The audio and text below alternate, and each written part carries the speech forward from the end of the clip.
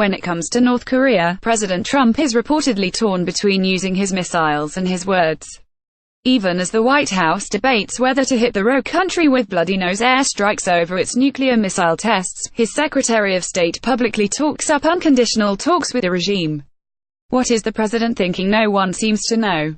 But everyone knows what North Korean leader Kim Jong Un is thinking. Even as he does a little backtracking himself, Kim clearly has an actually strategy he is trying to employ, and despite the smokescreen he's trying to throw up, it's as clear as day. You see, Kim believes the only way to guarantee the security of his regime is by attaining nuclear weapons that can hit the continental United States. And he seems willing to put his beleaguered country through whatever pain is necessary to get them.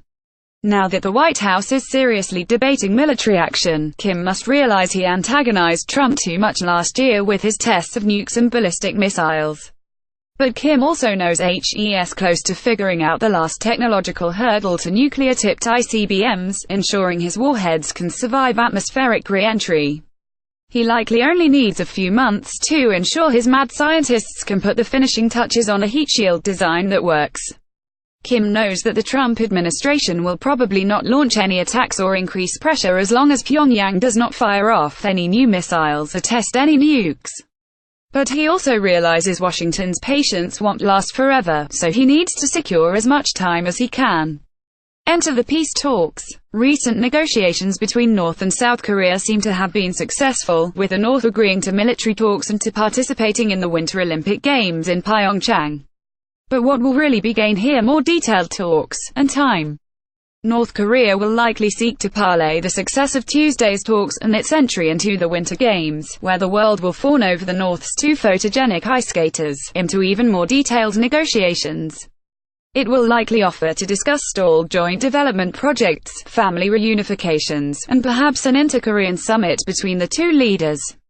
The world will falsely hope that the Korean War, which was never concluded with an actual peace treaty, might finally be laid to rest. Some might even predict a day when peaceful reunification might be possible. But here is where Kim lays his trap. While negotiations will start off promisingly, Pyongyang will slowly add to its list of demands.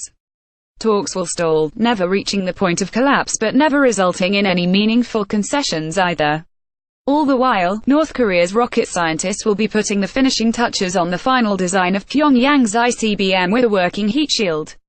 We will know South Korea has been had when a breakdown in negotiations thanks to Kim is followed up quickly by a missile test like no other, a 13,000-kilometer strike into the South Pacific sometime in early April, just before delayed US-South Korea military drills are about to begin.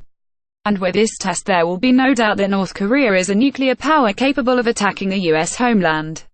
At this point, the world awakens to what can only be described as a 2018 version of the Sputnik moment, when the USSR back in 1957 launched a satellite into orbit which proved US cities were in range of Soviet missiles. The news media will go into a rage. Center-right outlets will blame Obama, Clinton, and any other Democratic administration they can find in a history book for not making North Korea a top priority and never fully dealing with the problem. Center-left outlets will blame the Trump administration's lack of strategy in dealing with the so-called Hermit Kingdom. For once, everyone will be correct. But who is to blame won't matter anymore, as all the sanctions in the world can't reverse time. North Korea will have achieved its ultimate objective, and it will be willing to suffer the consequences. The Trump administration will make a lot of threats, but it won't be able to back them up unless it's willing to risk Los Angeles or Seattle going up in a mushroom cloud. No, if I am right, the White House will have no choice but to slowly embrace the idea that containment and deterrence are the only viable options left when it comes to Pyongyang. But even if I am wrong, it seems almost certain that North Korea in the coming months will join the infamous club of nations, like Russia and China, which can turn large sections of America into atomic ash. Indeed, some believe it already has.